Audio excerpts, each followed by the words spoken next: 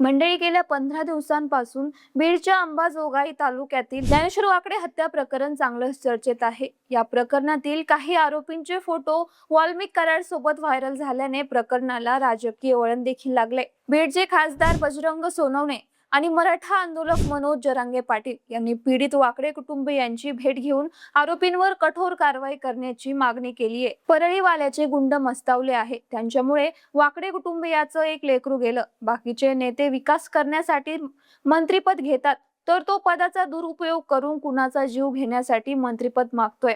अशा शब्दात जरांगे पाटील यांनी धनंजय मुंडेचं नाव न घेता जहरी टीका केली होती। याशिवाय पोलिसांच्या मदतीने हे हत्या प्रकरण अपघात दाखवण्याचा प्रयत्न होत होता, असा गंभीर आरोप वाकडे कुटुंबाने केला होता। सोबतच या प्रकरणातील काही आरोपी फरार असताना त्यांना सरपंच महेश गारठे यांनी आपल्या आई मंगल कार्यालयात आश्रय दिल्याचा आरोप करत त्यांनाही सह आरोपी करण्यात यावं, अशी मागणी वाकडे कुटुंबियांनी लावून धरली होती। पण आता मुंडे गटाचे सरपंच महेश गारठे यांचा या हत्या प्रकरणात कोणताही सहभाग नसल्याचं पोलीस तपासात स्पष्ट झालंय। अंबाजोगाई ग्रामीण पोलिसांनी या प्रकरणाचा वेगाने तपास करत या 10 आरोपींचा सहभाग निष्पन्न झाल्याचं सांगितलंय। त्यांच्या विरुद्ध कारवाई केली असून महेश गारठे यांना मात्र तपासाअंती क्लीन चिट देण्यात आली आहे। पण त्यांना ही क्लीन चिट कशी मिळाली, पोलिसांच्या तपासात काय काय आढळून आलं, तेच या व्हिडिओच्या माध्यमातून समजून घेऊया। नमस्कार, मी गीतांजली आणि आपण पाहत आहात दे दणका। मंडळी, 11 जुलैच्या रात्री उशिरा घाटनांदूर येथील अण्णाभाऊ साठे चौकात सोशल मीडियाच्या किरकोळ वादातून ज्ञानेश्वर वाकडे या तरुणाची निर्घृण हत्या झाली होती। आरोपींकडून चाकू, विटा व दगडांनी केलेल्या जीवघेण्या हल्ल्यात ज्ञानेश्वरचा मृत्यू झाला होता, तर त्याच्यासोबत असलेला मित्र प्रथमेश जोगदंड गंभीर जखमी झाला होता। या घटनेनंतर ज्ञानेश्वरचे वडील उत्तरेश्वर वाकडे यांच्या फिर्यादीवरून अंबाजोगाई ग्रामीण पोलीस ठाण्यात सुरुवातीला 7 जणांविरोधात हत्येचा गुन्हा दाखल करण्यात आला होता। या प्रकरणी पोलीस निरीक्षक मुरलीधर खोकले यांच्या मार्गदर्शनाखाली तपास पथकाने तातडीने तपासाची चक्रे फिरवली। मुख्य आरोपी सोमनाथ कांबळे यासह विशाल शिंदे, गोकुळ इचके, सूरज ताटे, समाधान मिसाळ, श्रीहरी उर्फ कन्हैया मिसाळ आणि गणेश खंदारे या 7ही आरोपींना अटक करण्यात आली। याशिवाय तपासादरम्यान चांदणे, सारंग शिंदे आणि सागर मिसाळ या आणखी 3 आरोपींचा सहभाग समोर आल्यानंतर पोलिसांनी त्यांनाही अटक केली आहे। अशा प्रकारे एकूण 10 आरोपींना पोलिसांकडून काही दिवसातच एक एक करत जेरबंद केलं। अर्थात या आरोपींवर गुन्हा दाखल करून त्यांच्या अटकेसाठी पीडित वाकडे कुटुंबियांना अंबाजोगाई ग्रामीण पोलीस ठाण्यासमोर ठिय्या आंदोलन करावं लागलं होतं।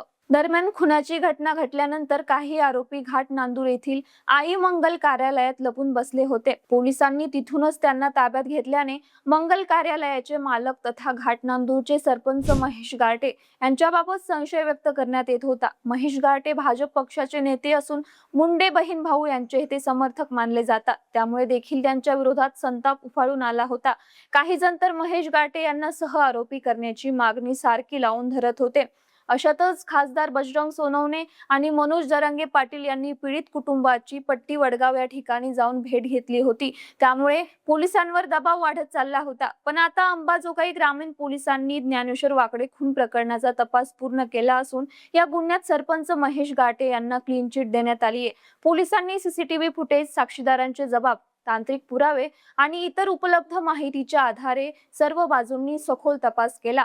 या तपासात महेश गारठे यांचा खून प्रकरणाशी कोणताही संबंध किंवा सहभाग आढळून आला नाही, त्यामुळे त्यांच्यावरील आरोप फेटाळण्यात आले असून या गुन्ह्यात अटक करण्यात आलेल्या 10 आरोपींचा सहभाग निष्पन्न झालाय, अशी माहिती अंबाजोगाई ग्रामीण पोलिसांनी दिली आहे। सरपंच महेश गारठे या प्रकरणातून पूर्णपणे मुक्त झाले असल्याने त्यांना हा मोठा दिलासा मिळाल्याचं बोललं जात आहे। दरम्यान या प्रकरणात मनोज जरांगे पाटील पोलीस प्रशासनाला धारेवर धरत आणि आमदार धनंजय मुंडेंचं नाव न घेता त्यांच्यावरही सडकून टीका केली होती।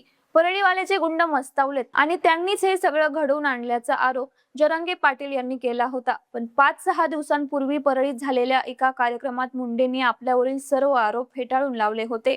बीड जिल्ह्यात काहीही घटना घडली किंवा खडा जरी पडला तरी पावती माझ्याच नावावर निघते, मला जबाबदार धरलं जातं, माझ्या विरोधात भाषणे दिली जातात, घडलेली घटना कोणत्याही समाजाशी संबंधित असो पण त्यात माझं नाव ओढलं जातं, माझं घेणं न देणं पण मलाच वाजवा रे वाजवा, असं म्हणत धनंजय मुंडेंनी आपल्या विरोधकांना सडेतोड उत्तर दिलं होतं। बाकी सरपंच महेश गाठे यांना ज्ञानेश्वर वाकडे खून प्रकरणात पोलिसांकडून क्लीन चिट मिळाली आहे. तर या संदर्भात तुमच्या काही प्रतिक्रिया असतील तर आम्हाला कमेंट बॉक्समध्ये नक्की कळवा.